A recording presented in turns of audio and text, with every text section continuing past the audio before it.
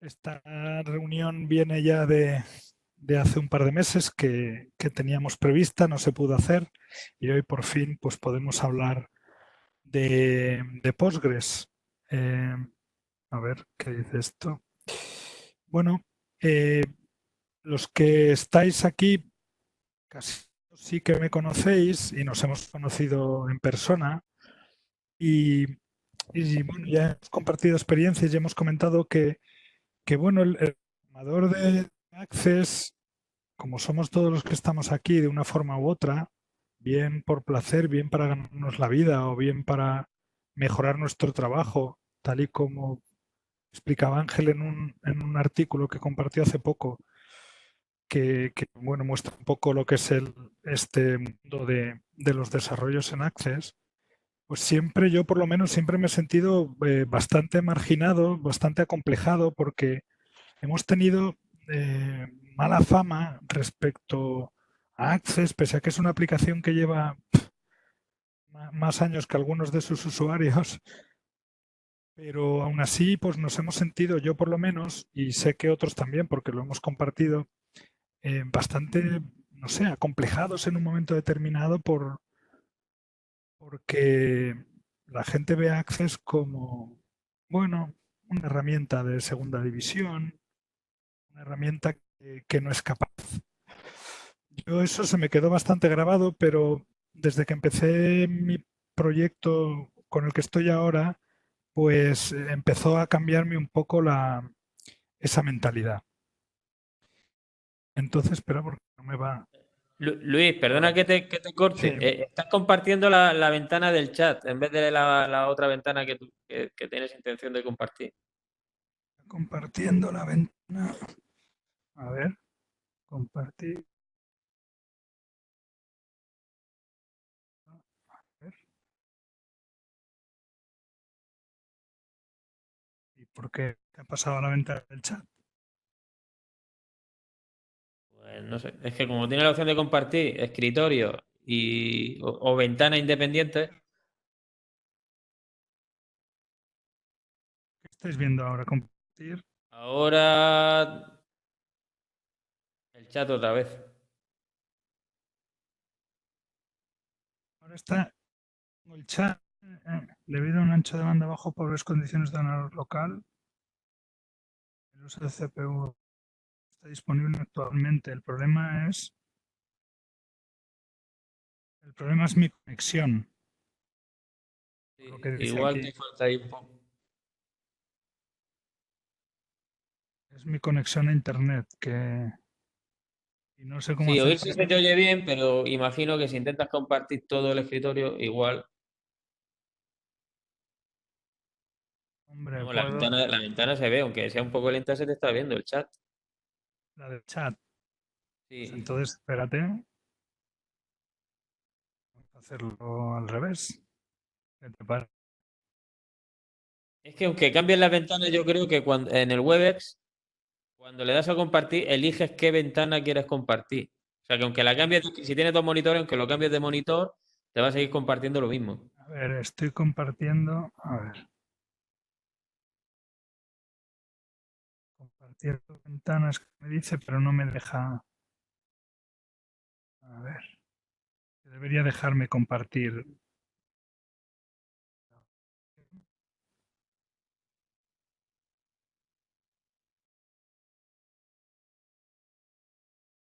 Yo tengo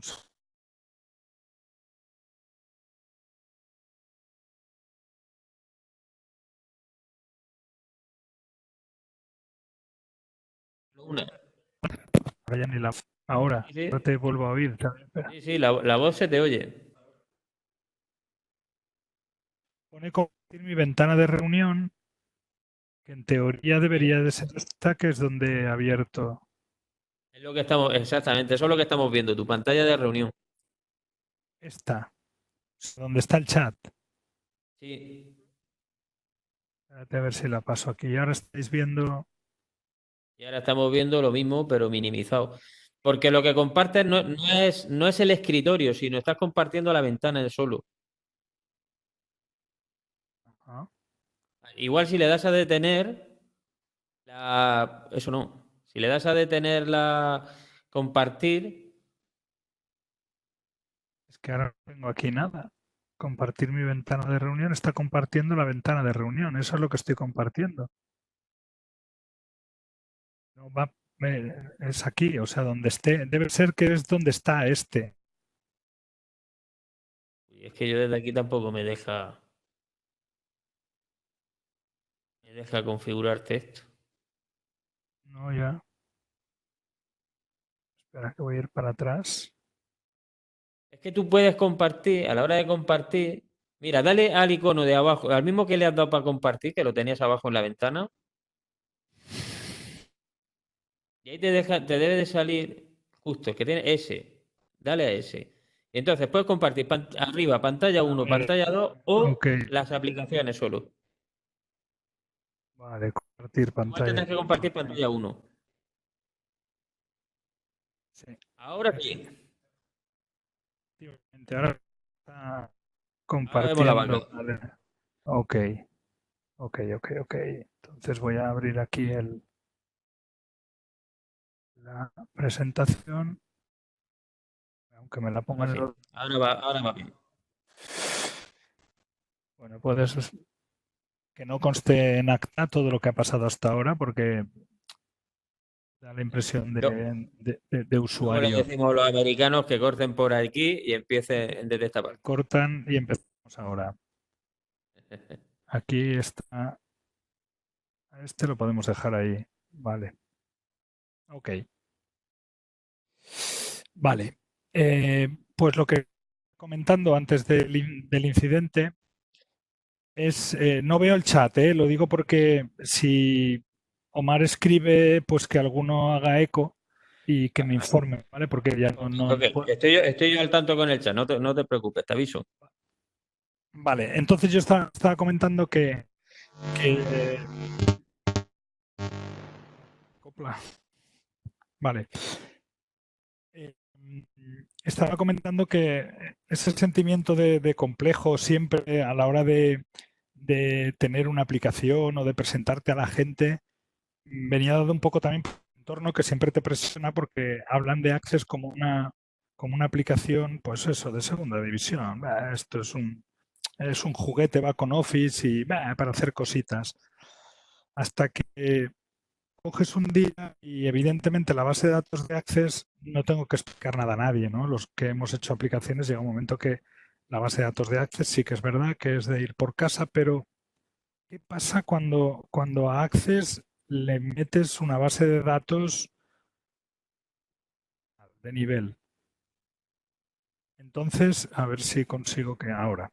Entonces aquí yo voy a la pregunta que retomo de Ángel, ¿no?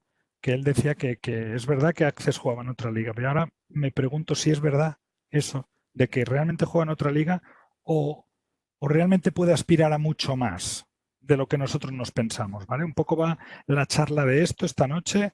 Os quiero presentar una base de datos igual que las demás, porque no deja de ser una base de datos de SQL, pero yo me enganché a ella muy rápido y la facilidad de uso, la facilidad de instalación, el rápido aprendizaje, la curva de aprendizaje, pues me fueron enganchando y ahora, bueno, pues os desgranaré desde un punto de vista más práctico que técnico. No quiero entrar en la parte técnica de sentencias, de SQL y cosas de esas, porque es muy probable que muchos de vosotros sepáis incluso más que yo. Yo con que os llevéis hoy simplemente esa visión de que hay otra cosa más que cuando se junta con Access forman una pareja brutal. Si os quedáis con eso, pues para mí ya ha tenido sentido esta charla y es el objetivo último que pretendo conseguir. La he estructurado en varios apartados. Tiene una historia muy bonita la aplicación, lo que es Postgres. Entonces voy a contaros un poco su historia, qué es exactamente Postgres, alguna de sus características. La vamos a comparar un poquito, pasando muy de puntillas por las partes muy técnicas, porque no creo que ni siquiera yo estoy preparado para hacer ciertas de si el índice de no sé qué, eso es imposible. Ni tengo medios para medirlo, ni tengo que hacer actos de fe como todos los demás. Entonces, voy a intentar pasar de puntillas por las partes muy técnicas e ir más a la parte, digamos, emocional de todo esto y a mi experiencia, por supuesto. Entonces, la voy a comparar con las tres grandes hoy día, que es MySQL por su implantación, Microsoft, que tiene ahí SQL, que luego veremos su origen, que es, no sé si lo conocéis, pero es tremendamente curioso, y Oracle, que es el amo de este sector, lo único que también es el más caro. Hablaremos al final de unas características más importantes, os enseñaré simplemente para por curiosidad veáis que cualquiera de vosotros es capaz de ponerse mañana a manejar el lenguaje de SQL que utiliza Postgres, es muy similar a todos los demás, porque al final lo que intentan es convertirlo en un estándar. Vale, os voy a contar un poquito la historia de Postgres, porque nace como, pues como casi toda la tecnología, nace en California. En los años 70 empiezan, pues, sabéis que en la zona de California pues están todas las tecnológicas y todas estas vienen de allí. Ahí está la Universidad de Berkeley, que, pues bueno, también es cuna de un montón de proyectos de tecnología, y se remonta a un proyecto que se llamaba Ingress Database, ¿vale? Se inicia en la Universidad de California en los años 70. En el 74, IBM empieza un proyecto de investigación, IBM, la gran IBM, el gigante azul, un proyecto de investigación que se llamaba SystemR. Entonces lo que querían era encontrar un sistema de base de datos para manejar grandes cantidades de datos. Empezaban a tener, pues, sobre todo tirando de ellos el ejército, el gobierno, lo típico, ¿no? Que son los primeros que empiezan a mover ficha en cualquier sector. Entonces intentaban buscar un sistema de base de datos. Es cuando se empezaron a hablar del lenguaje estructurado de consultas, de queries, que era lo que se empezaba a hacer IBM con su sistema R. Y en el 73 publica unos documentos de sus investigaciones y llegan dos listos de la Universidad de California de Berkeley, cogen esos apuntes y estaban metidos en este proyecto. Este proyecto, que era un proyecto que le había encargado la universidad a esos dos investigadores, ya te digo, un par de listos. No voy a entrar en nombres y tal porque no vale la pena. Tenéis un montón de bibliografía, pero se llaman Michael y Eugene, ¿no? Digamos, los dejaremos ahí. Bueno, entonces estaban trabajando en este proyecto y dijeron, bueno, nos gusta mucho lo que está haciendo IBM, vamos a lanzarnos de cabeza. A ver, vamos a intentar conseguir pasta. Se empiezan a mover para conseguir dinero para su nuevo proyecto de bases de datos, se van al DARPA, a la Agencia Estatal de Defensa, y ya estaban ellos en un programa de bases de datos, se van a la Marina también están metidos en otro proyecto de base de datos. Total, que al final consiguen, pues con un par de fundaciones de la National Science Foundation y el Ejército del Aire y un par de agencias más, consiguen dinero y entonces transforman Ingress, lo transforman en ese proyecto enfocado a las bases de datos. Al principio no estaba enfocado a eso y se convierte en Ingress universitario, que ya empiezan a trabajar las bases de datos, ¿vale? Como se está empezando a poner de moda, era una cosa que empezaba a resultar muy interesante. Un grupo de estudiantes junto con estos dos investigadores crean una pequeña comunidad que dura hasta 1985, ¿vale? Cuando ellos pasan esa primera fase de los años 70, intentando desarrollar, pues, su proyecto de base de datos, paralelamente tienes a IBM, paralelamente tienes a un montón de empresas financiadas por el gobierno intentando encontrar esas bases de datos para mover ingentes cantidades de datos, pues de posicionamiento de los satélites, de datos médicos, no sé, de todas las investigaciones que iban apareciendo, empezaban a manejar muchos datos y esto ya era una necesidad. Entonces, este grupo de estudiantes, junto con los 2 investigadores que también estaban en la universidad y un profesor, pues empiezan a comercializar en los años 80 su base de datos. Empiezan a distribuirlo entre la comunidad universitaria y para ello utilizan una licencia que era de Berkeley Software Distribution, una licencia que utilizan ellos en la que distribuían su software y era gratuito, y de ahí fue creciendo poco a poco hasta que en el año 1980 pues ya se habían juntado allí más de 1000 instalaciones. Iban con las cintas, pasándose las cintas unos a otros, y os lo imagináis, ¿no? Todo un montón de universitarios frikis, pues todos intentando trabajar en un proyecto de base de datos dentro de la comunidad universitaria, porque al principio solamente se movía entre universitarios. De ahí empiezan las escisiones.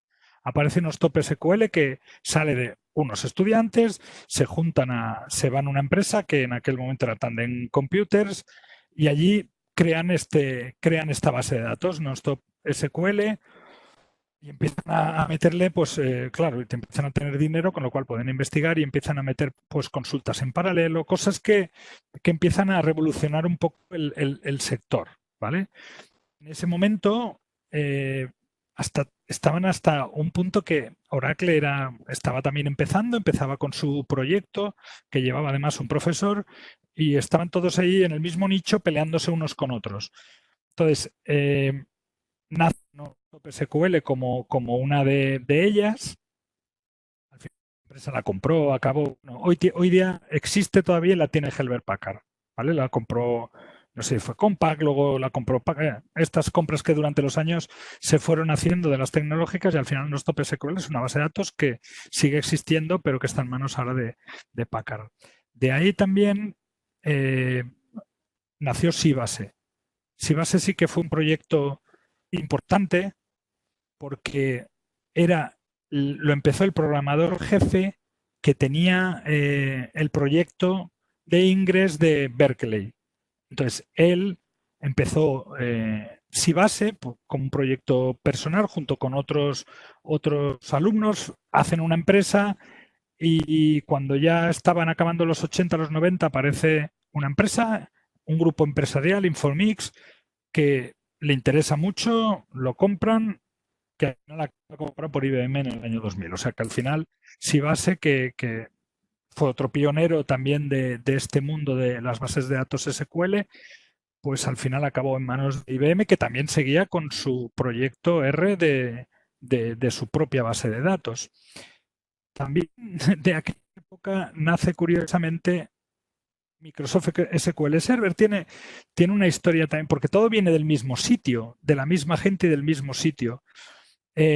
Primero, Microsoft empezó para ayudar a Sybase sobre finales de los 80, se juntó con Sybase y empezaron a mover un SQL. O sea, empezaron a trabajar un proyecto para un sistema operativo, pero dentro de Sybase. Ellos estaban licenciados de Sybase y estaban trabajando con ellos. Lanzan SQL Server 4.2, que Windows lo mete en NT, en aquel primer NT, y en 1995 ya lanzan su primer SQL Server 6.0 y se separan de Sybase, se van por libre.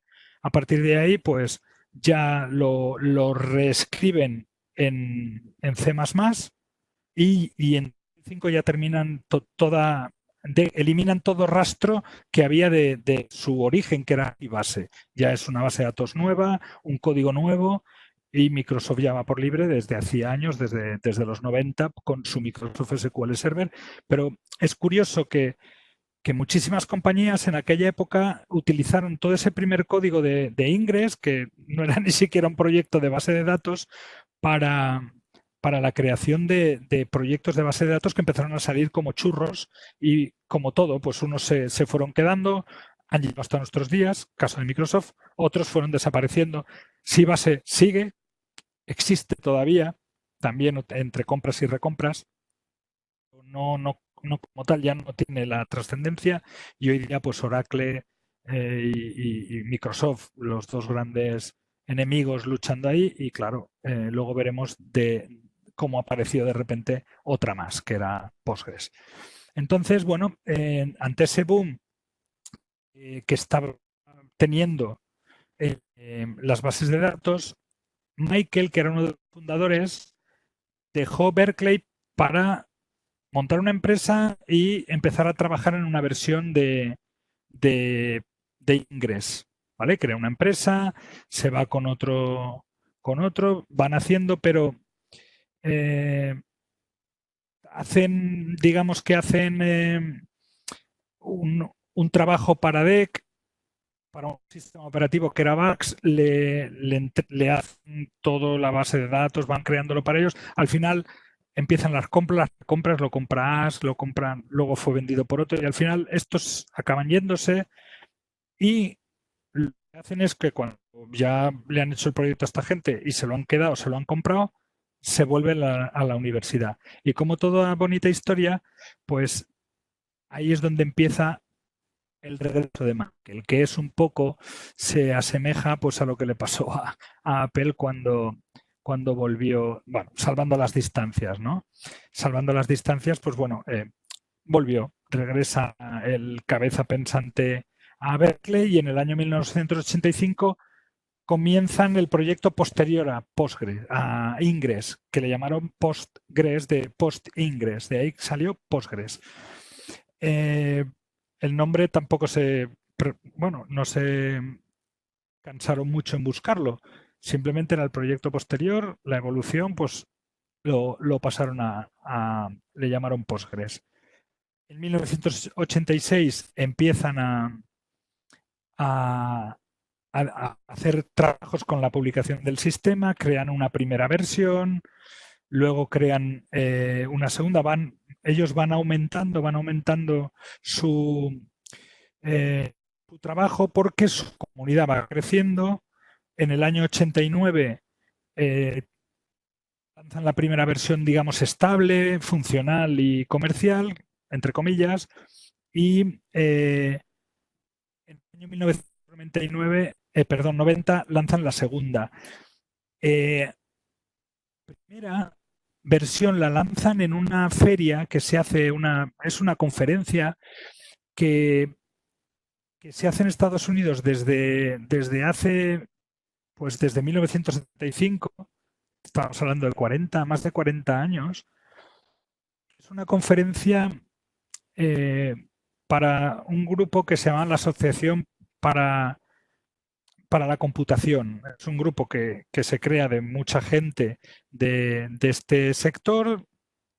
Ese grupo, y desde 1935 están haciendo pues una serie de eventos que hasta la fecha de hoy se están dando, al que yo he tenido interés en ir. Ya es como lo de Madrid, ¿no? Llevaba un montón de años intentando ir a Madrid y nunca podía, y al final fui y me alegré, valió la pena. Ya a partir de ahora no podré no ir nunca. Pues esto es un poco lo mismo. Llevo queriendo ir desde que conozco este mundillo ya hace años y nunca he podido. Sí me gustaría un día poder ir, y el ideal era este año porque este año se hizo en Ámsterdam, aquí en Europa. Normalmente es en Estados Unidos y bueno, por coste y por todo, pues en Europa, pues Ámsterdam siempre tiene vuelos baratos. Hubiera sido una buena oportunidad, pero bueno, me la perdí. En aquellas conferencias, que hoy día son conferencias ya de desarrolladores, digamos, de la comunidad de Postgres, pues en el 88 pues lanzaron ahí un prototipo con la gente que contactaron allí, lanzaron la versión 1 y luego ya lanzaron la versión 2 y ahí empezaron a tener éxito entre la comunidad. Reescriben el código, empiezan a hacer reglas, empiezan a convertirlo en un producto ya muy interesante para la gente.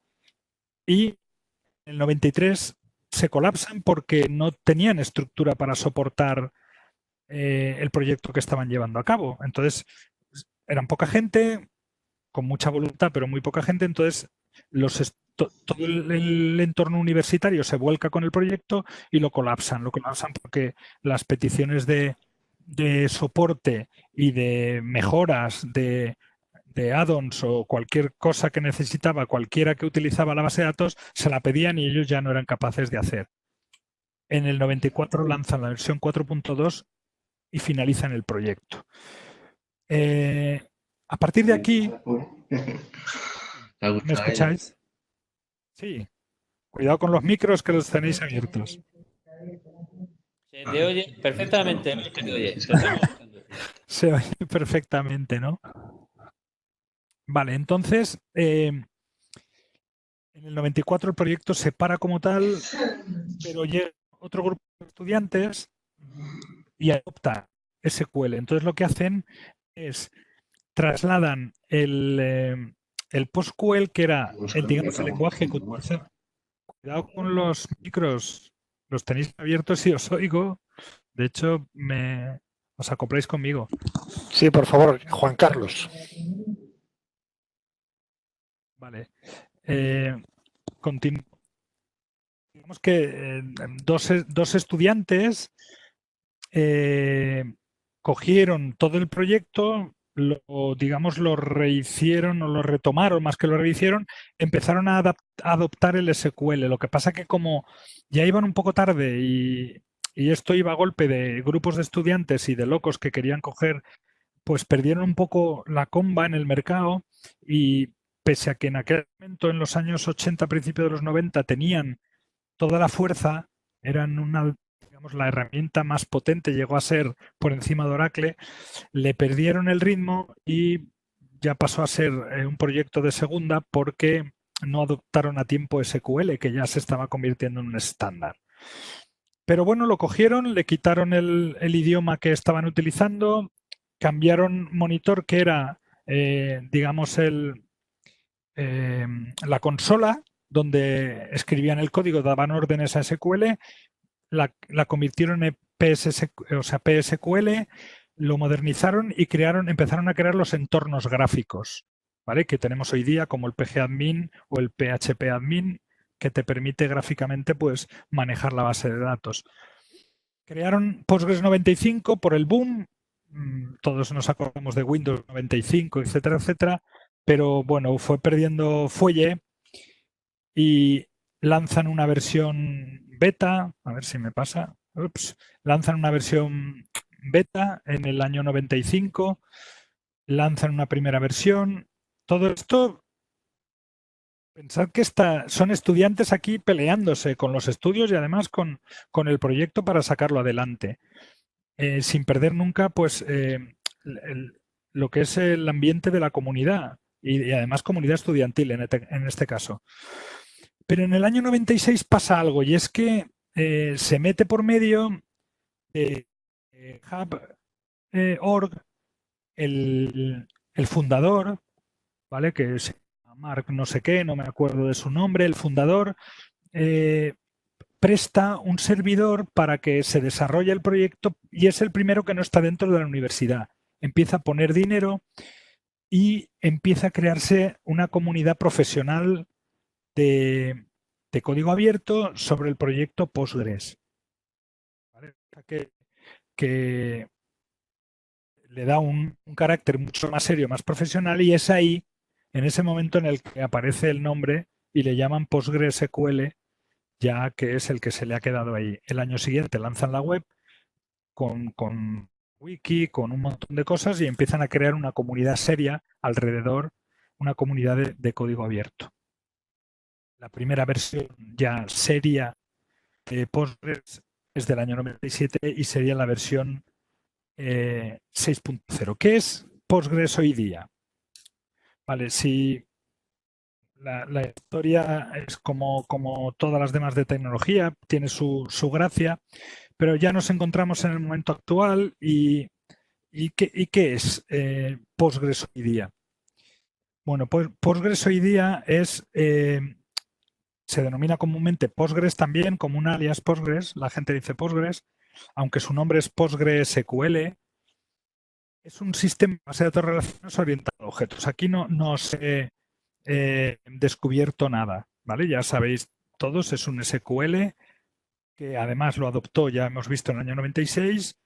Entonces, lo que permite pues, es ir trabajando con ese lenguaje de SQL, del que todos hacéis uso, seguro, en vuestras aplicaciones, aunque tengáis utilicéis bases de datos del propio Access.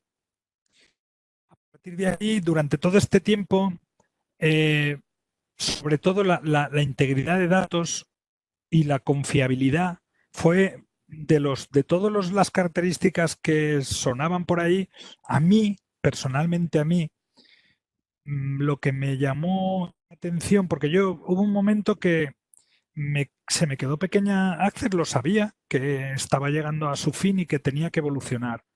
Entonces empecé a mirar. Yo no tenía ni idea. Sí conocía Microsoft SQL Server, sé que había una versión Express que era gratuita. Evidentemente me lancé al mundo open source porque, claro, encarecer un producto que estás haciendo que no quieres, precisamente quieres que sea barato, quieres que sea accesible a todo el mundo, como era mi caso, ¿no? Pues empecé a leer sobre bases de datos, a ver cuál me interesaba, a preguntar a amigos que también están en este mundillo y bueno, a mí lo que me llamó la atención de Postgres fue la robustez, tal como oí hablar, porque yo realmente, yo la práctica que tengo con PostgreSQL es la que tengo yo y mi base de datos no es nada exigente. Yo no manejo datos de geoposicionamiento ni la base de datos de Facebook con 1.000 millones de usuarios, ¿no? Yo manejo base de datos, sí que es verdad que he hecho pruebas con una base de datos con más de 100.000 registros y sí, yo no sé si llegaré a alguno de mis clientes a tener 100.000 registros, pero los mueve como si fuera un Access con 3 registros. O sea, la verdad es que, pero supongo que le pasará lo mismo a Microsoft SQL, a Oracle y a todas las grandes bases de datos serias. A mí me llamó la atención que la gente hablaba mucho de la integridad de los datos y la confiabilidad, que era muy fiable, pero sobre todo que detrás había un grupo tan grande de gente, una comunidad tan grande desarrollando y trabajando que solo había que meterse en un par de foros para darse cuenta del movimiento que eso tenía. Y eso fue lo que a mí me cautivó, me cautivó, porque yo no encontraba diferencias con MySQL. Ahora veremos un poquito unas diferencias, pero son diferencias que a mi nivel técnico yo no soy capaz de distinguirlas en el día a día, ¿no? Pero esto me cautivó. Entonces, bueno, eh, ¿qué es actualmente, continuando con qué es actualmente Postgres? Pues bueno, es una base de datos relacional y que se ejecuta en todos los sistemas operativos. Esto es otra cosa importante. Y además cumple con el sistema ACID desde 2001. No sé si tenéis conocimiento de lo que es este sistema en bases de datos. ACID es un acrónimo, perdón, de atomicidad, consistencia, aislamiento y durabilidad, que son las 4 características que se le piden a una base de datos.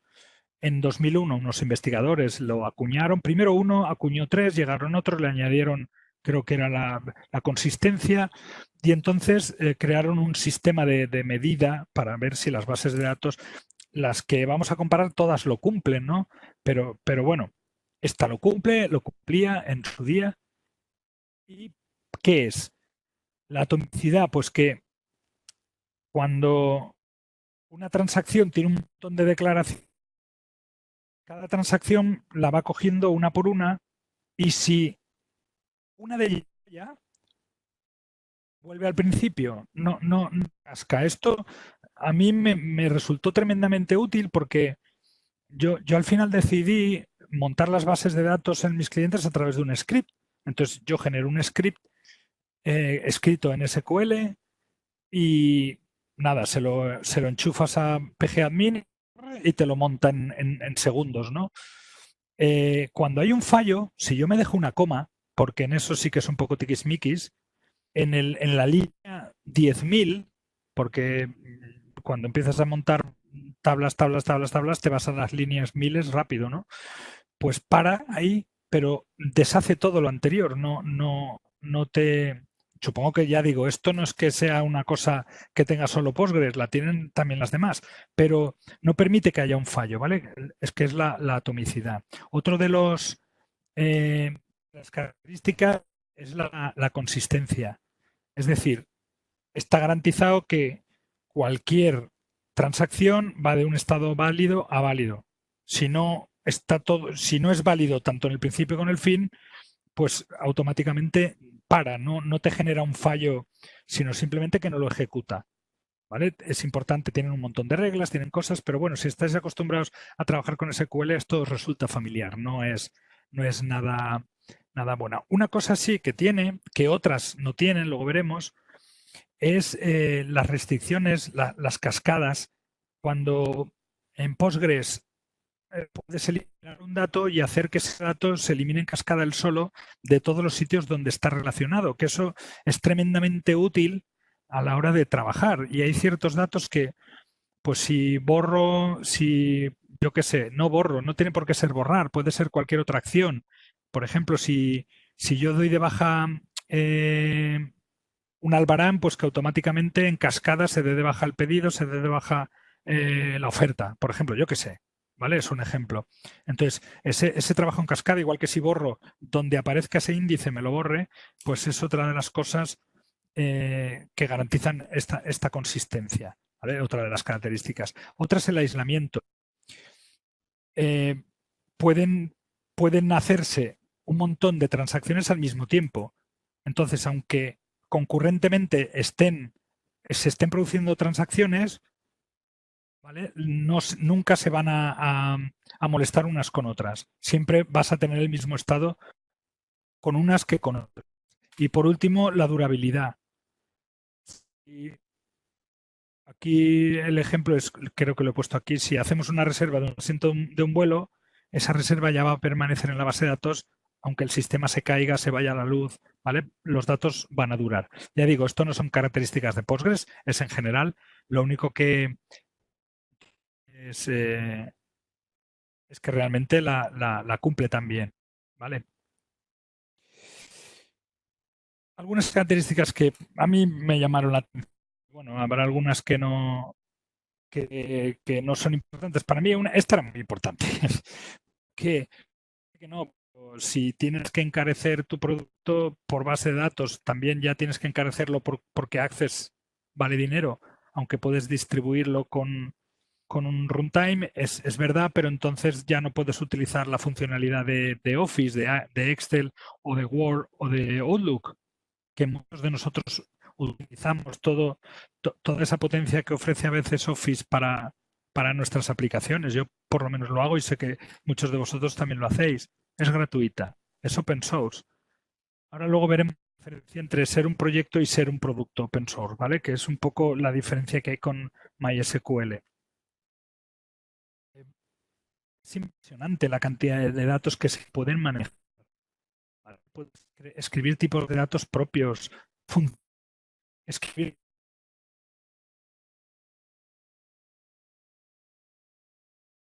Lo puedes hacer directamente. Eso que de hecho yo tengo algunas funciones y la verdad es que es espectacular cómo trabaja. Y ya digo, yo estoy en la enseñanza general básica, joder, cómo se nota la edad. Estoy en la enseñanza primaria, ¿vale? Respecto a lo que es conocimiento de bases de datos y de Postgres en particular. Tiene un montón de características obligatorias y se ajusta a 160 de las 179. Ninguna cumple todas, pero sí que están intentando crear un estándar, ¿vale? Con lo cual llegará un momento y dentro de, no sé los años, pero llegará un momento todos cumplirán con ese estándar y se llamarán SQL y tendremos la garantía los usuarios y programadores que cumplen con todas esas características que la convierten en bases de datos relacionales y que todas cumplen por igual. Tiene un robusto sistema de control de acceso. Te despistas un poco, a mí me ha pasado, y no entras a ciertas tablas. Te permite crear accesos, pues como las demás, supongo, individualmente a tablas, a vistas, a lo que tú quieras. Y como te despistes un pelín en dar un permiso, te quedas fuera. Tiene también muchas opciones como PostGIS. PostGIS es una add-on de datos de posicionamiento, como tienen Microsoft y tienen otras empresas que están trabajando duro en eso. Postgres, pues también lo tiene. Trabaja con las claves típicas, ¿vale? Estos son claves típicas. Tiene una cosa bastante interesante y es que no lo que son los bloqueos de registro, cuando tú estás escribiendo en una tabla, puede estar 17 usuarios escribiendo a la vez en la misma tabla. No bloquea el registro de la tabla, tira para adelante, ¿vale? Y te garantiza la integridad, que es un poco lo que hablábamos antes de las transacciones. Tiene infinidad de características. Ahí tenéis su wiki PostgreSQL.org, que ahí podéis ver si queréis averiguar más, porque tampoco es el objetivo de hoy empezar a hablar de todo lo que puede hacer, pero si tenéis interés y os apetece, pues daros una vuelta porque es muy interesante ver la cantidad de cosas perdón, que se pueden hacer Postgres. Vamos a una pequeña comparativa, ¿vale? Aquí creo que no lo veis, ¿no? Esto. Vale.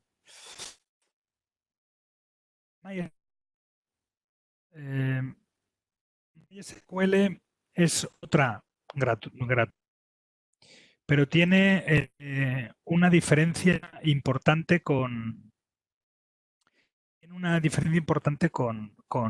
Postgres. Porque el producto open source significa, no hay que olvidarlo. Y ese propietario, aunque no creo que pase, pero puede pasar, que en el futuro diga, ya no es open source, es mía y hago lo que quiero con ella. Lo puede hacer, es un propietario. Esto con Postgres no pasa precisamente porque es la comunidad, es totalmente open source. Cada una tiene su licencia, está hecha en C y C++, MySQL, utilizan gestores visuales, ¿vale? El pgadmin y MySQL también utiliza, y sobre todo el más famoso es phpadmin y PHP MySQL, que es un navegador, y la verdad es que ahí construir o ejecutar código SQL es tremendamente sencillo. Cumplen con lo que habíamos hablado antes, ¿vale? De la atomicidad, la consistencia, etcétera. Aquí, si queréis averiguar, yo estuve mirando el tema de los motores. Los motores de almacenamiento es que MySQL puede acoplarse a varios. Postgres lleva el suyo y la hacen muy versátil a MySQL por esa razón. Entonces, pero bueno, si queréis averiguar más, meteos en ese mundillo, porque no. Al final, cada proyecto lo que hace es que adapta uno diferente. La eliminación en cascada. Esto es, para mí sí que fue un descubrimiento muy, muy importante. Descubrí esa función, ¿no? El cascade, porque si creas la tabla con esa característica, cada vez que elimine un dato, lo quita de todos los sitios, y eso te ahorra un montón de trabajo y de dolores de cabeza, porque borrar, todos sabemos lo que significa borrar datos, y más en bases de datos relacionales, y sobre todo si se hacen grandes y ya las relaciones son muy amplias. MySQL no soporta esta opción. Aquí el campo ID es un campo serial y aquí es un anto incremental. La diferencia, bueno, que si tú borras el campo 1 en Postgres, lo puedes recuperar. A otro lo puedes llamar 1. Porque lo único que te pide integridad es que el dato no se repita, pero no es autoincremental. Para que sea autoincremental, lo que se le hace es que se le mete una función de autoincremento, que cada vez que se genera uno, pum, tienes el otro. Pero realmente no es un campo que él se autoincremente. Lo haces tú. Bueno, se hace automático, pero está programado. Es un campo serial. Esto pasa cuando estás corrigiendo o estás haciendo pruebas, pues puedes recuperar los índices sin ningún problema, porque te deja volverlos a escribir. Y el campo integer tienes, ¿vale? Están los positivos y los negativos. Y luego utiliza un campo booleano, el boolean, con todas estas posibilidades. MySQL, que lo he puesto aquí tan clarito que no se ve, utiliza un campo específico, ¿vale? Para este tipo de datos. Soporta muchas características, aparte de cascade. Truncate table es no, si no lo conocéis, solo por curiosidad, ¿eh? Es la manera de borrar una tabla de una forma más eficiente. Es un delete, ¿vale? Es un delete, pero mucho más eficiente y está pensado para borrar ingentes cantidades de datos. Si tú tienes una tabla con miles y miles de registros, es más rápido y más efectivo utilizar esta truncate table que utilizar delete, ¿vale? Simplemente. Pero esto permite, pues, utilizar junto con truncate table un montón de parámetros, como el que hemos visto antes de cascada y muchos más, ¿vale? Que te permiten hacer un montón de cosas. En MySQL, si tú se acabó, no hay más atrás y listo. Postgres tiene funciones de análisis internas, MySQL no tiene. Soporta matrices, tipos definidos por el usuario, vídeos, fotografía. Soporta una serie de tipos de datos rarísimos que, ya digo, no soy experto en ninguna base de datos, ni siquiera en esta, ni conozco bien, a lo mejor resulta que Microsoft Server también, o sea, no lo sé, ¿vale? No, simplemente comparándolo con MySQL, soporta los tipos clásicos, son muchos, pero clásicos. Luego, Postgres también permite en los procedimientos almacenados que tú puedes dejar dentro de Postgres, admite un montón de lenguajes. ¿Vale? El MySQL es sintaxis SQL. Creo que están trabajando en ampliar esto hoy día, pero la apertura que tiene Postgres para crear una función en Ruby o en Perl o ¿vale? en JavaScript y estar ejecutándose dentro de Postgres, pues eso lo hacen súper versátil. Luego, me he ido antes, quiero esta. Vale, luego permite un join aquí un poco específico, que es como, ¿sabes? La intersección de, estos son dos tablas donde está lo que no hay de una tabla y lo que no concuerda con el criterio. Al cruzarlas, pues hay unos campos comunes y te permite utilizarlos. Cosas que a lo mejor dices, esto no lo voy a necesitar nunca, pero es que de repente nunca se sabe. ¿Vale? Esto es simplemente una curiosidad.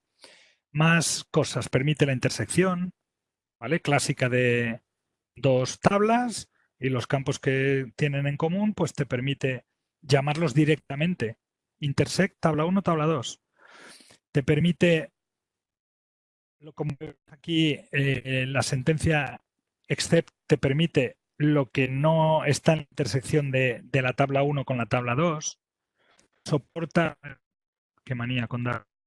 Soporta triggers. Los triggers son los disparadores, son pequeñas funciones, ¿vale? Que se ejecutan cuando son llamadas, realmente son llamadas que se ejecutan cuando se va a producir un evento. Por ejemplo, cuando aquí en el ejemplo pone después de insertar o actualizar o borrar en una tabla, la que sea, entonces ejecuta este procedimiento.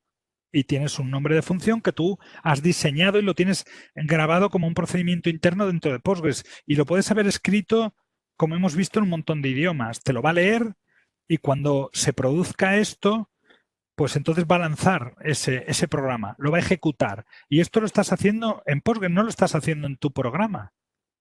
Esto es muy útil. Por ejemplo, yo lo utilizo para auditoría. Yo tengo programada una auditoría en el que cada cambio que se hace en la base de datos, tengo una función que me lo va grabando en una tabla. Entonces graba la tabla donde se ha producido el cambio, el usuario, el dato viejo y el dato nuevo. Entonces, cuando hay un cambio del tipo que es bien insertar, actualizar o eliminar en cualquier tabla, pum, lanza la función y graba ese dato y te va creando una auditoría. Por ejemplo, ¿vale? Es, por ejemplo, un uso que yo le estoy dando. Interesante que está escrito dentro de la base de datos. Esto a mí me fascinó. Cuando empecé a verlo dije, ostras, esto es como tener un programa dentro de otro programa, ¿no? Es la propia base de datos. Bueno, pues supongo que las otras también, ¿eh? Yo no, MySQL no, pero supongo que a lo mejor Oracle sí, que es, digamos, la más potente y más grande de todos, y Microsoft SQL Server, pues seguro que hoy día, siglo XXI, ya en el 2020, pues seguramente estas cosas también las hace, todos las hacen. Vale.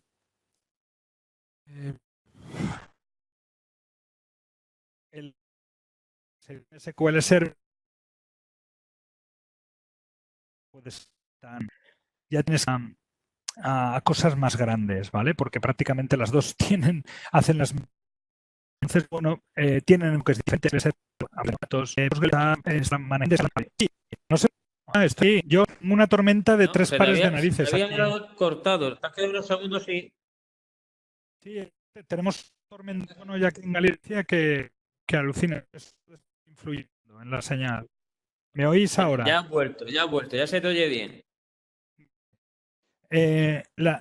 No existen grandes diferencias a nivel funcional y a nivel de estructura entre SQL Server y PostgreSQL, ¿no? Simplemente son usos distintos.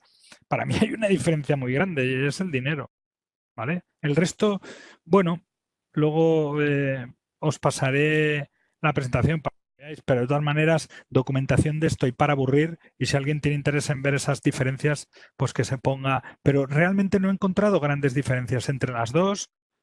Diferentes usos sí, hay gente, no sé, como los que se enamoran de Mac, pues ya no los puedes sacar de ahí y hacen cosas como montar escritorios virtuales para tener un Windows, pero pues esto pasa un poco igual, ¿no? Si estás acostumbrado y trabajas con Microsoft y estás con Azure y estás con productos Microsoft, pues es normal que SQL Server te resulte familiar, que lo uses y que incluso no veas el tema del dinero un problema. Si estás empezando o te da un poco igual, bueno, pues Postgres es una solución a su nivel. Diferencias, no entraría mucho en ello para no perder tiempo, ¿vale? Porque tampoco creo porque ya son las 10 además y aún queda un poquito, entonces no voy a entrar. Pero sí voy a pararme en una que me chocó el día que lo vi, me chocó el día que lo vi y dije, joder, esto lo tengo que contar en la charla. Y mirad la última característica de Postgres, que es una mala, una mala característica, y dice, distingue entre mayúsculas y minúsculas y es difícil o insensible. Se pueden hacer cambios en él, pero no cumplen con ANSI. Entonces, el trabajo puede ser un trabajo delirante usarlo con Access, PHP, Gallery, etcétera. Entonces yo dije, este lo tengo que poner, lo iba a quitar, lo iba a quitar porque no es realmente tan traumático. Sí que es verdad que es sensible a las mayúsculas. Yo estaba acostumbrado a programar siempre con la primera en mayúscula, luego escribía y luego continuaba. Entonces yo ponía, por ejemplo, consulta y ponía la C mayúscula, consulta en minúsculas y luego pues lo que venía después, la primera mayúscula. Entonces siempre me acostumbré a esa forma de programar desde el principio de los principios. También unas veces les ponía los nombres en mayúsculas, otras, porque Access y SQL les importa un bledo. Pero llega Postgres y el cabrito no te pasa una minúscula. Y un día me vi ahí atrapado entre dos fuegos porque no encontraba el fallo. Y decía, pero si está escrito igual, hasta que descubrí que era muy sensible y que además es prácticamente imposible hacerle que pierda esa insensibilidad. A partir de ahí me acostumbré y ahora lo escribo todo en minúsculas. Ya por norma escribo en minúsculas.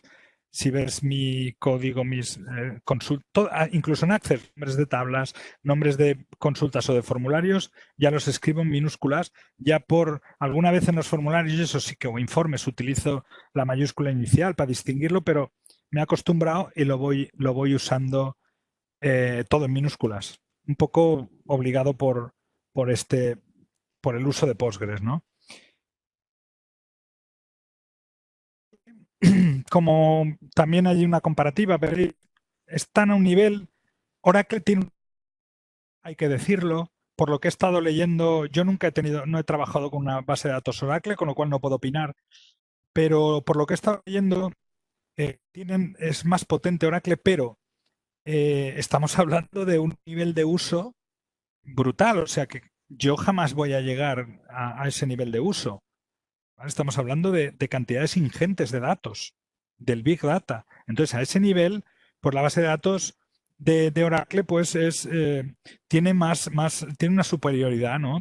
Puede hacer más transacciones por segundo, va más rápida y tiene pues mejores características de seguridad, pero cada vez que haces algo a pagar y luego encima el soporte de pago. Aquí no, aquí compras la licencia y luego pagas al año por soporte y cada vez que tienes una característica pagas y cada vez que quieres ampliar cualquier cosa pagas, o sea que estás pagando siempre. En Postgres no pagas nunca, ¿vale? Entonces no tengo la experiencia, pero bueno, por lo que he podido leer, prácticamente están muy a la par. Quizá Oracle, pues la gente que sabe, la consideran más potente. Hoy día, de estas bases de datos que hemos hablado, quizá la más extendida por su gratuidad y por el tema de Internet, sobre todo por tema de WordPress y los CMS, Joomla o Drupal o cualquiera, pues utilizan MySQL, adoptaron MySQL porque es más sencilla, cumple con los requisitos completamente que exigen ese tipo de plataformas, de CMS. Entonces, lo que encontramos por ahí siempre es una base de datos de MySQL detrás. Bueno, está bien.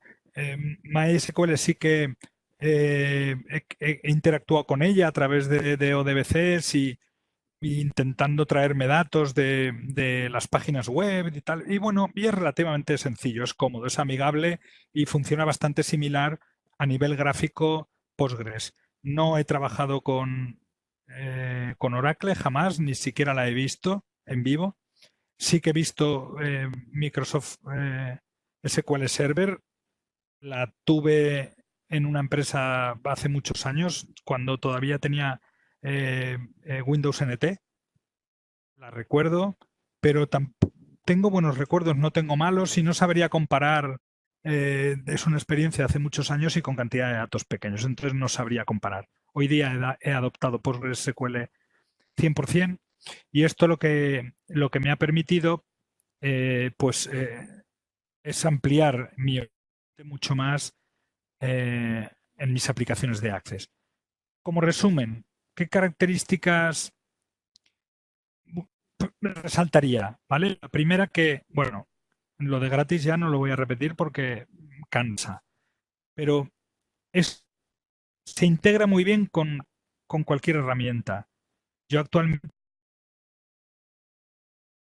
la aplicación principal la tengo en Access, pero tengo dos aplicaciones móviles tanto para Android como para iOS y dos aplicaciones web que van atacando a la misma base de datos, con lo cual es totalmente amigable, funciona sin ningún tipo de problema. Eso es una ventaja. Y robustez, eso creo que no se lo puede achacar nadie. Es fácil de aprender, la curva de aprendizaje.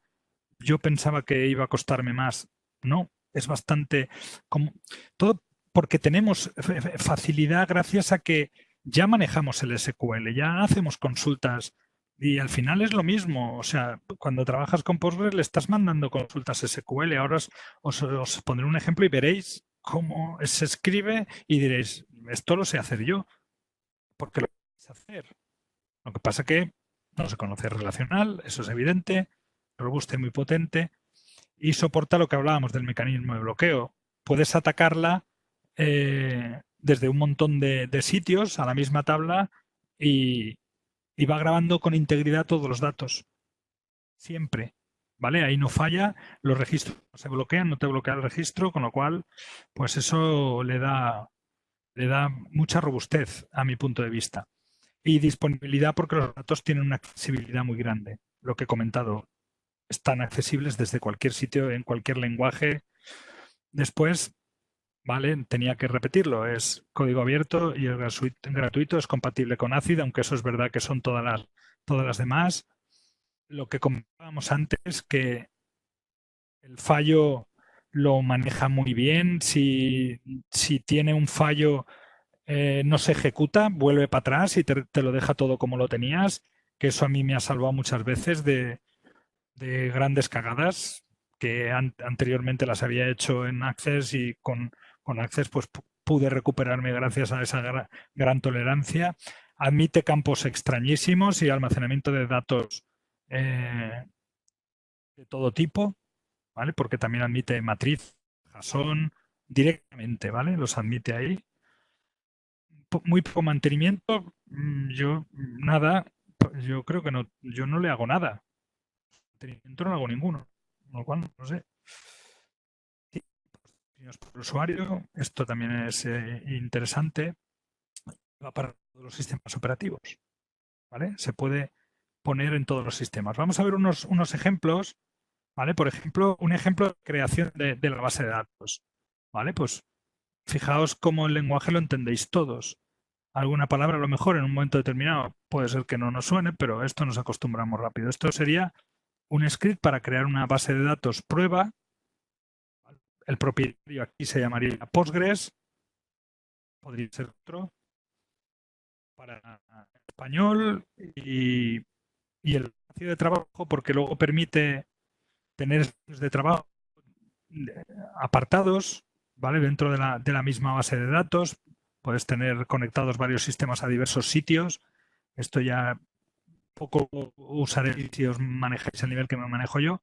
Y el límite de conexión es ilimitado, que se puede limitar. Veis que el lenguaje es, y este es simplemente para crear la base de datos. También es verdad que hoy día, cuando evidentemente tienes que tener un sitio donde ponerla, pero si tú tienes ponértela en tu servidor, que no te dan, porque si vas a una empresa de hosting y alquilas el sitio, como he hecho yo, que tengo un servidor en la nube, pues ellos ya te dan la herramienta y las herramientas en Plesk o en cPanel, que son las herramientas que se utilizan para manejo de servidores, ya vienen implementados, con lo cual es facilísimo, no tienes que hacer nada. Vas a ir a dar de alta base de datos, nombre, y te lo hace todo, ¿no? Si lo tienes que hacer, y esto viene a colación de una pregunta o un comentario que hemos estado antes de empezar la charla con Antonio, que me comentaba que él quería ver eso, esa facilidad. Pues bueno, esto es tan sencillo como coger creas un script en un documento de texto, en un TXT, le pones .sql a ese script, escribes, al final tienes que escribir este lenguaje, cargas el motor de Postgres, que no hay que hacer ni saber absolutamente nada, es una de siguiente, le ejecutas el script y ya lo tienes listo. O sea, es tremendamente fácil montarlo en local, en tu propio servidor, ¿vale? Ya con asistentes, ya os digo que por ahí en las empresas de hosting es tremendamente fácil. Y luego te descargas pgadmin, que es una herramienta visual para el manejo, y ahí pues ejecutas SQL donde quieras, ver las tablas, las borras, quitas, pones, haces lo que quieras, todo visual, ¿no? Como si estuvieras dentro de Access. Igual, eso es un funcionamiento muy, muy similar. Vamos a ver más ejemplos, vamos a ver como una tabla. Este sería el lenguaje para crear una tabla. Se crea una tabla, que lo de public lo he puesto para que veáis que pueden existir varias zonas de trabajo. Lo normal es trabajar en public, o simplemente si pones tabla, ella va a ir al espacio público. Pero tiene más. Puedes crear espacios más restringidos y crear allí tablas dentro de la misma base de datos, ¿vale? Te permite otros espacios. Bueno, yo voy a lo público, a lo sencillo. Entonces, pues bueno, tiene un ID que es del tipo... no, perdón, tiene un ID tabla, he empezado, os estoy leyendo aquí abajo, es un serial not null, lo que comentaba antes, ¿vale? Es de tipo serial, no puede ser nulo, pero es serial. Da igual si empieza por el 1 o no. Luego, lo que comentaba, esto genera un disparador, bien una especie de secuencia que él mismo genera en la base de datos y va creándolos secuencialmente, pero tú puedes ir y grabar el 2, aunque esté en el 5, si ha sido borrado, claro. Entonces, una tabla 1 que tiene un campo integer que se relaciona por una clave y de tabla 1, ¿vale? Y aquí es lo que comentábamos cuando se produce el cascade, ¿vale? Que comentábamos antes. Tal como está puesto aquí, si veis al final del constraint donde se declaran las claves, lo que es la referencia a las otras tablas, ¿vale? La integridad referencial, aquí es donde estoy dibujando la integridad referencial. Ahí veis on update, pues esto lo que está haciendo es que cuando actualizo esta tabla se me va a actualizar la tabla 1 y viceversa. ¿Vale? Se van a ir actualizando porque se actualizan en cascada. Después, el lenguaje creo que es entendible para todos, este lenguaje, los que estáis escuchándome. Por ejemplo, esta es la misma, ¿vale? Ejemplos, una actualización de un campo, creo que esto que os suena, ¿no? Es un update de SQL normal y corriente. Una introducción de datos dentro de una tabla con un insert, esto también lo usamos todos. La eliminación de una columna, esta sería una columna, me refiero a un campo, ¿vale? Que le llama columnas. O añadir un campo con la instrucción add column. Creo que vuelvo a decir nada porque esto creo que lo entendemos todos y lo usamos todos, con lo cual creo que es bastante fácil. Y ahora viene una de las cosas que más me fascinaron a mí, que supongo que esto también lo hará los demás, pero a mí esto me fascinó y es cuando esto es sencillo, ¿vale? Estoy creando una vista que le llama vista, que es una consulta, pero es una consulta que yo dejo grabada en la base de datos y la llamo por ODBC como si fuera una tabla. O sea, aquí ya os digo, igual estoy contando algo que lo hacen todas y todos ya lo sabíais. A mí me fascinó porque yo no lo había hecho, no me pasaba esto. Si yo tengo que hacer una consulta a veces en Access, dependiendo de la cantidad de tablas que maneje y sobre todo la cantidad de datos, se puede hacer infumable. Una manera de agilizar a lo bestia el proceso es creando vistas, consultas en SQL que, porque sean complejas o encadenadas unas con otras, las dejas dentro de la propia base de datos y tú las llamas por DBC por su nombre, por el nombre vista, y las trata como una tabla. O sea, va a la misma velocidad. Esto me impresionó, porque realmente no estaba acostumbrado ni había visto esto. Entonces, es una consulta. Como veis, un select con un join sencillo, nada, no tiene nada. Además, puedes coger y medio te lo escribe los asistentes de Access, ¿vale? Cuando ves ahí ver en SQL, prácticamente te lo da escrito, ¿no? No hay que hacer grandes cosas. Pues bueno, esto es una de las cosas que a mí me fascinaron. Poco más. Aquí espero haberos hecho, o por lo menos haberos dado una visión de lo que es el mundo de Postgres y sobre todo haber quitado o respondido a para que ya no tiene ninguna duda si realmente Access juega en otra liga, ¿no? Puedo montar esta aplicación con una base de datos de Postgres, con socorrocientos usuarios conectados a la vez y te va a funcionar. Yo en mi propia experiencia, lo máximo que tengo son 15 o 16 usuarios, que es verdad que podría utilizar Access, pero si la idea es crecer y sobre todo lo que os he comentado antes,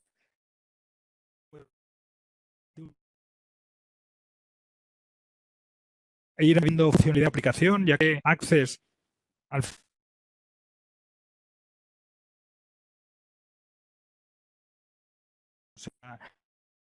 escritorio lo usa una persona, puede tener otro trabajo, pero es otra. Entonces, otra que se conecta, y como en el dibujo lo veis aquí, se pueden conectar un montón de ellas que son la misma, ¿vale? Pero no fallan, o sea, no fallan. Bueno, cuando Microsoft nos hace estas cosas de que mete actualizaciones raras, nos vuelve un poco locos, pero luego, digamos que la aplicación no falla y la base de datos, sinceramente, esa no va a fallar ni aunque le pongáis una bomba detrás. Gracias por la atención. No sé si hay alguien ahí, no os oigo ni respirar. No sé si estoy hablando solo y he perdido el... No, Ahora sí. estábamos aquí escuchándote atentamente.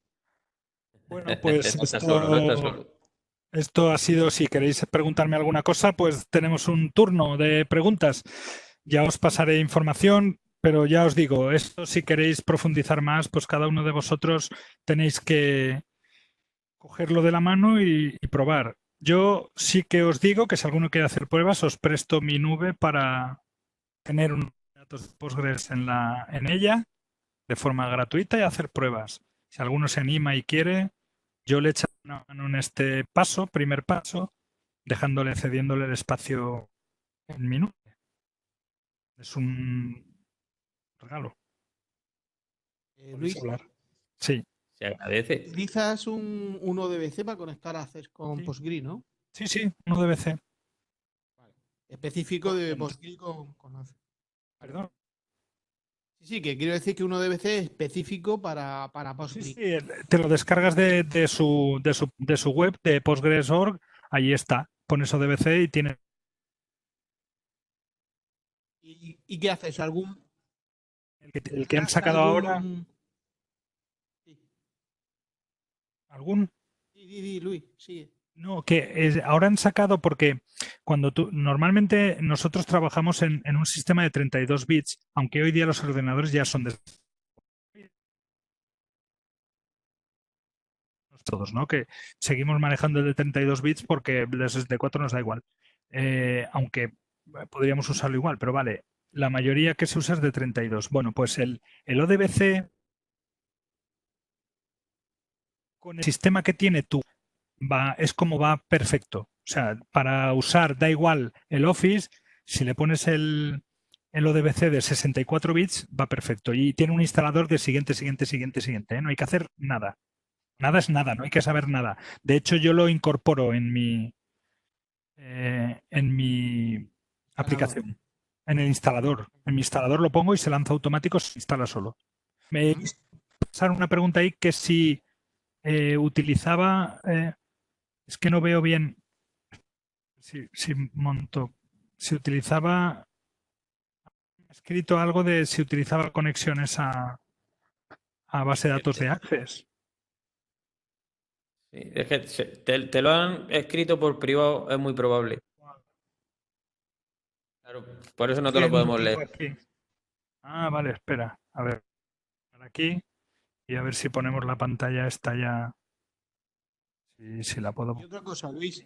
Sí. Cuando hablamos del ODBC, pero luego tú tendrás algún módulo hecho de conexión, ¿no? Donde hay un usuario y una contraseña para conectar a base de datos, ¿no? Sí, lo tengo. Y de hecho, lo que hice también, lo que desarrollé, es que cuando se conecta, desarrollé un pequeño modulito, un pequeño código que lo que hace es que graba la conexión, todos los datos de conexión, usuario, contraseña, base de datos, tal, servidor, de forma que si en algún momento se produce algún fallo, porque puede, pues que va a buscar ese fichero y se reconecta solo. Y sí, es con una cadena de conexión normal y corriente, sencilla, que todos hemos utilizado de una forma u otra. A ver, me ha encantado esta introducción. Ya estoy deseando, a ver, perdón, he sido yo. La consulta es si cuando trabajas con Postgres vinculas tablas con Access. Sí, utilizo Access para tablas temporales, mucho. De hecho, mi aplicación ahora tendrá, creo que ya está por las 250 tablas en Postgres, pero trabajo con 80 en Access. Ese es impresionante. Y tengo una base de datos de usuario porque para cosas temporales es muy cómodo de usar y tirar. Grabo aquí, lo utilizo, luego lo borro. Cuando salgo, borro todo. O me descargo o recompongo una imagen o lo que sea. Utilizo mucho Access, sí. Pero no grabo, no guardo allí. La uso como algo de tránsito.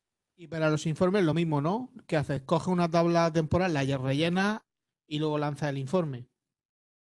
Depende, porque es un informe, a veces hasta con una vista en Postgres.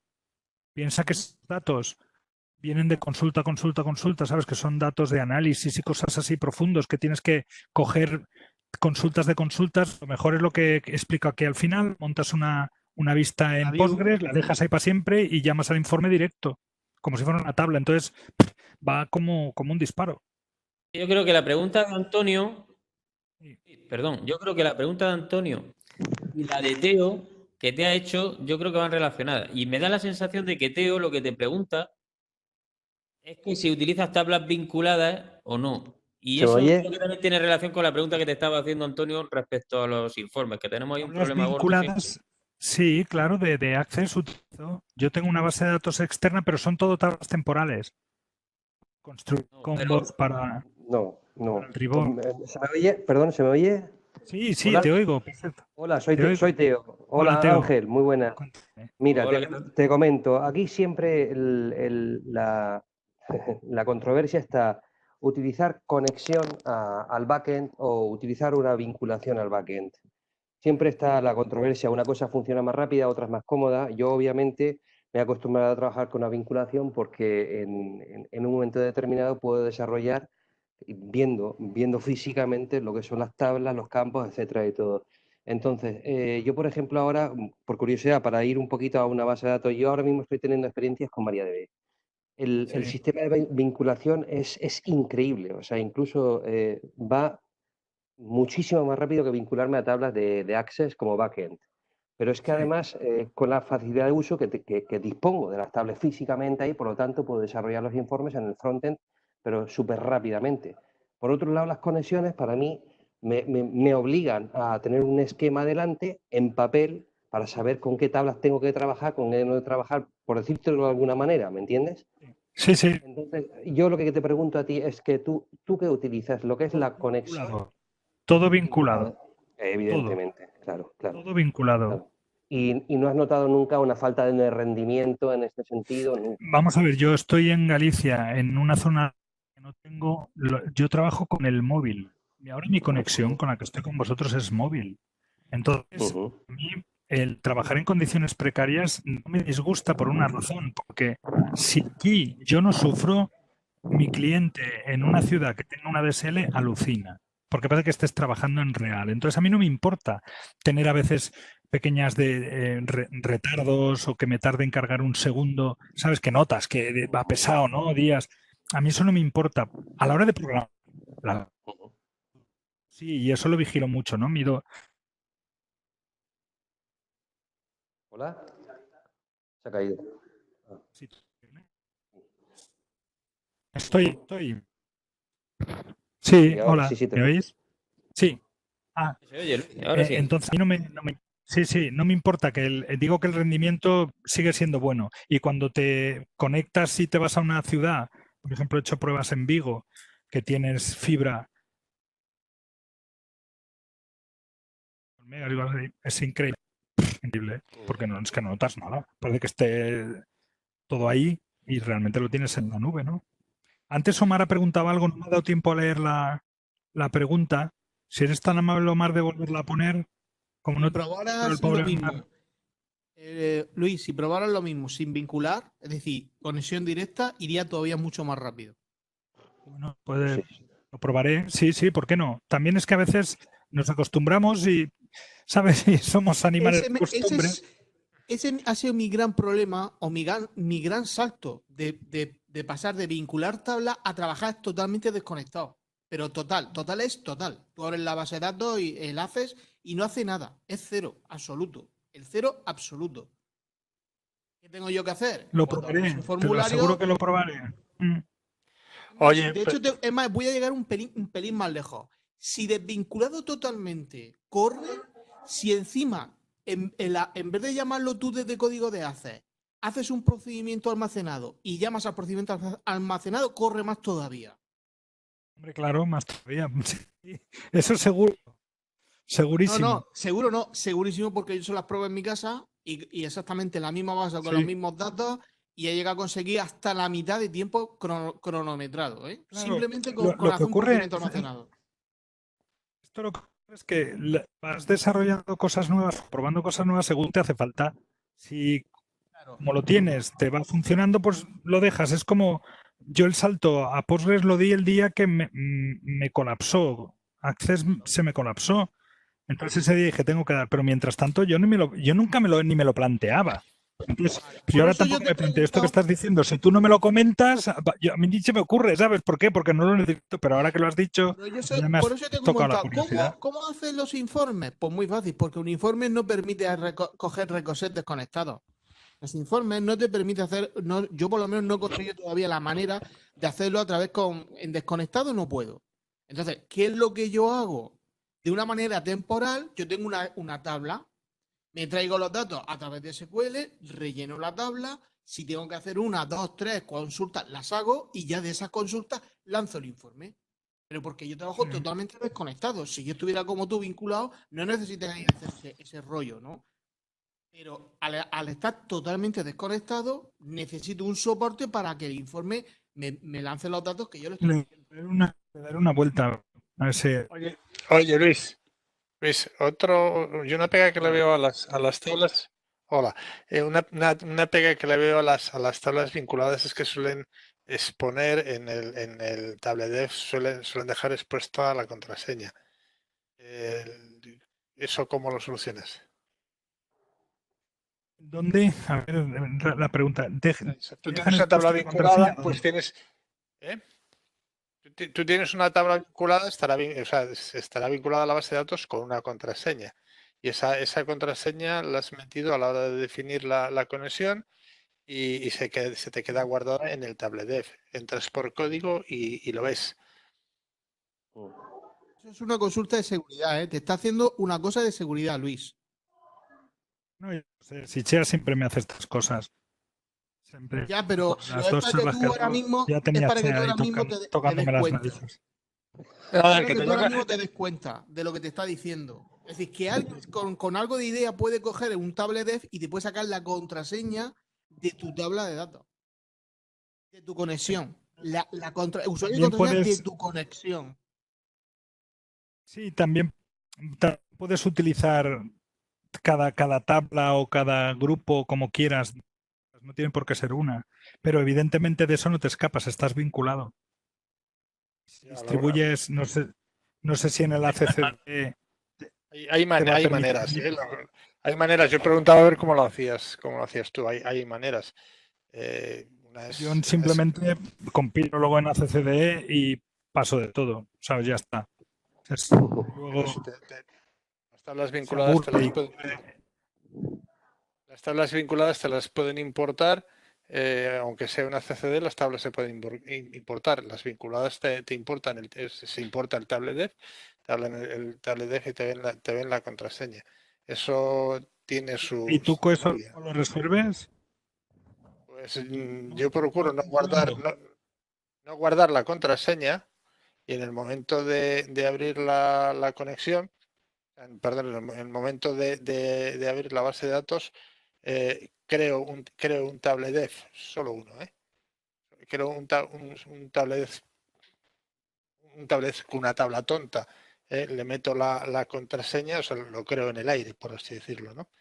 Le meto la contraseña y entonces un poquitín lo que hacemos con Access, ¿no? Cuando vinculamos sin guardar la contraseña. Se puede hacer también con. Yo pensaba que tenías alguna manera de hacerlo. No, vamos, no. Son de esas cosas que dices, no, ¿quién se va a meter con mi base de datos, sabes? Y hasta que no llega uno como tú y me toca las narices, pues no me hace pensar. No te preocupes, porque Rafa seguro que en un tiempo ya, en cuanto se aburre, ya estaría metiéndole mano a la CCD. Bueno, pues ya sabe algo más para tienes que tenerlo en cuenta y buscarle una solución porque se queda comprometida la seguridad. Y entonces la ley de protección de datos te puede poner en apuros. Por eso, por ejemplo, si no estás vinculado, no te pasa. ¿Cómo? Eso, si no estás vinculado, no te pasa. Y si no usas Access tampoco. Es que al final utilizamos Access como si fuera cualquier otra cosa. No nos aprovechamos de las ventajas de Access. O sea, las vinculadas de Access son una maravilla. Que no me había parado, no me había planteado. Ahora que sacas, Chea, pues ahora es ponerse y bueno, le daremos una solución, como ha sido todo lo que hemos ido haciendo. Ya está tomando nota. Esta noche no duerme. Sí, esta noche sí. Tranquilo que esta noche sí que dormiré, sí. Bueno, Ese Omar antes había preguntado algo el pobre. Que igual una charla un mes de estos, de tantas que nos hacen falta y que nos está costando cubrir, una charla de cómo dar seguridad a nuestras bases de datos tampoco estaría mal, ¿eh? No estaría de más, ¿eh? No estaría nada de más. Ahí lo dejo, Chea. Yo tengo un artículo en un blog desde hace mucho, un sistema bastante personal. Bueno, bastante personal, no. ¿Qué coño? Bastante personal. Lo fusilé casi todo de un artículo en inglés, ¿no? Pero que en un blog que tengo, ¿cómo se llama? Ya no me acuerdo. Introducción a la seguridad por usuarios o algo así. No, apuntes para una seguridad por usuarios en Access.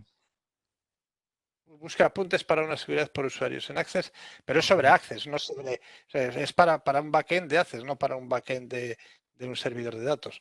Pero bueno, en cierto modo también es parecido, ¿no? O sea, tú Bueno, al guardas- final, sí, al final es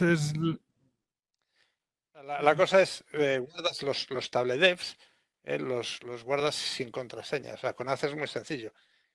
Haces la vinculación de tablas sin contraseña y después de eso le pones la contraseña al backend. Entonces no te funciona. Pero con que abras una consulta, con que abras un record set, con lo que se suele llamar una tabla tonta. Además, ¿sabéis lo que es una tabla tonta, no? Es la madre de un campo memo. Pues abres un, abres un record set con una tabla tonta y como ya has conectado con esa base de datos, en las siguientes tablas que vayas a conectar, aunque no esté guardada en TableDev, Access ya ha conectado con esa base de datos, la conexión está abierta. O sea, no hace falta que cada una tenga su llave. O sea, cada una tiene su llave para abrir la puerta ella si es la primera, pero si la puerta ya está abierta, ya por ahí pasan todas las demás. Ese es el truco para no meter la contraseña o meter otra. O sea, para no meter la contraseña en la tabla vinculada. Creas una tabla vinculada nueva o abres una consulta o sea, por código y le metes por código la contraseña. Ese es lo que yo empleo y es bastante seguro. Siempre tienes. Deja de darme trabajo, Chea, ya, por favor. Que cada vez que abres la boca me das trabajo. Ese Rafa. Entre Rafa y Chea te llevan bien. Me llevan frito. No, pero lo agradezco, ¿eh? Son cosas que no te paras, vas a tu marcha y no te paras a pensarlo. También es lo que comentaba antes. Exactamente, y mañana te llevas la colleja porque dices, adiós, ¿y cómo esta gente sabe las contraseñas? Porque Sí, no, luego y se pone taqueta y te saca la contraseña y tú te quedas con dos para el primer fin de semana que se aburra, ya me viene con las contraseñas a tocarme las narices. Por eso Chicos, si no os importa, como ya hemos pasado de lo que es la charla teórica, estamos ya en la parte más distendida, que esto ya nos puede llevar por todo el tiempo que nosotros queramos.